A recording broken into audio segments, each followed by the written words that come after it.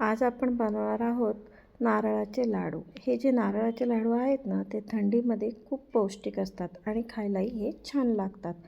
चला तर मग आपण स्टार्ट करूया नारळाचे लाडू। आता फ्राय पॅनमध्ये आपल्याला घ्यायचं आहे 1 चमचा तूप। त्यानंतर तूप हे मेल्ट करून घ्यायचं आहे। त्याच्यामध्ये 2 कप जे डेसिकेटेड खोबरं असतं, जे बाजारात विकत मिळतं, ते घ्यायचं आहे व ते लालसर असं थोडंसं भाजून घ्यायचं आहे। खूप जास्त ब्राऊन पण नाही करायचं आहे, थोडंसं लालसर छान भाजून घ्यायचं आहे।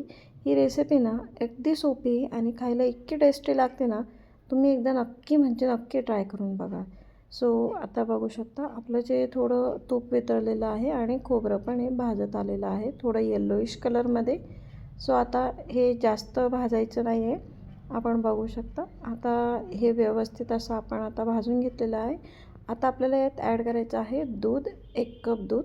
हे जास्तही पतलं व्हायला नाही पाहिजे आणि जास्तही गाढं व्हायला नाही पाहिजे, त्यामुळे हे व्यवस्थितरित्या दूध टाकायचं आहे। शक्यतो 1 कप दूध हे लागतंच आणि दूध टाकून 3 ते 4 मिनटं याला शिजवून घ्यायचं आहे, जेणेकरून जे आपलं दूध आहे ते मिक्स होऊन जाईल, जे आपला खोबरा किस आहे ते ॲब्झॉर्ब करून घेईल व अशा रीतीने हे थोडं आता मिश्रण आपलं घट्ट होत आलेलं आहे।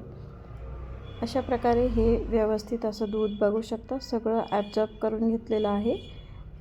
आता हे असं तयार झालेलं आहे, आपलं मिश्रण तयार झालं आहे, त्यामुळे ते नारळ होतं त्याने सगळं आपलं दूध हे व्यवस्थित असं ॲब्झॉर्ब करून घेतलं। आता यात आपल्याला टाकायचं 1 कप साखर। आता साखर टाकून आपल्याला याला व्यवस्थित मिक्स करायचं आहे। आता हे बघू शकता व्यवस्थितरित्या असं मिक्सअप करून घ्यायचं आहे। साखर हे दाणेदार असते, त्यामुळे याला थोडं हाय फ्लेमवरती ठेवायचं आहे, की जेणेकरून साखरेचे जे दाणे आहेत ते विरघळून जातील। अशा रीतीने हे बघा व्यवस्थितरित्या तयार झालेलं आहे। साखरेला थोडं पाणी सुटलं आहे, पाक सुटलेलं आहे, त्यामुळे हे परत थोडंसं असं पतलं झालेलं आहे। आता याला परत आपला साखरेचा पाक जो आहे तो थोडा गाढा होईपर्यंत याला व्यवस्थित असं हलवायचं आहे, भाजून घ्यायचं आहे। आणि बघू शकता थोडंसं जे साखरेचं पाणी आहे ते पण आपल्याला साईडला दिसतं आहे। आता हे असं थोडंसं पतलं झालेलं आहे, त्यामुळे हे व्यवस्थित असं याला शिजवून घ्यायचं आहे। आता बघू शकता व्यवस्थितरित्या हे आपल्याला लाडू बांधता येईल एवढं हे गाढं याचं स्ट्रक्चर करून घ्यायचं आहे।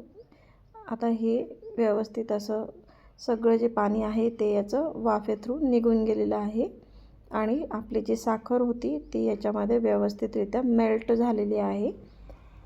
पूर्णपणे साखर विरघळून गेलेली आहे। साधारणतः 3 ते 4 मिनटं आपण अजून याला शिजवायचं आहे, की जेणेकरून पूर्णतः आपला जो किस आहे तो ओलसर न राहता पूर्णतः कोरडा होईल आणि आपल्याला लाडू करायला हे सोपं जाईल।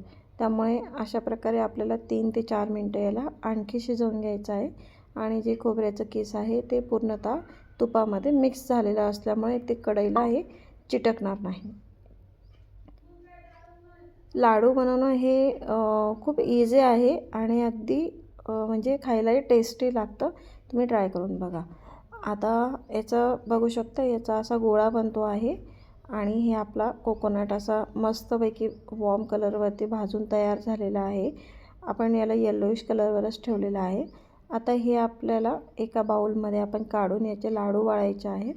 अशा प्रकारे हे गरम असतानाच लाडू वळायचे, की जेणेकरून हे लाडू पटापट वळले जातील आणि हातालाही चिटकणार नाहीत। त्यामुळे अशा प्रकारे मीडियम साईजचे असे हे लाडू तयार करून घ्यायचे आहेत व हे लाडू तयार केल्यावर आपला जो कोरडा खोबरा किस असतो त्याला वरतून भुरभुरायचा आहे। अशा प्रकारे मी हे वरतून असं भुरभुरून घेतलं आहे, जेणेकरून याचं गार्निशिंग खूप मस्त होतं आणि दिसायलाही अट्रॅक्टिव्ह दिसतात।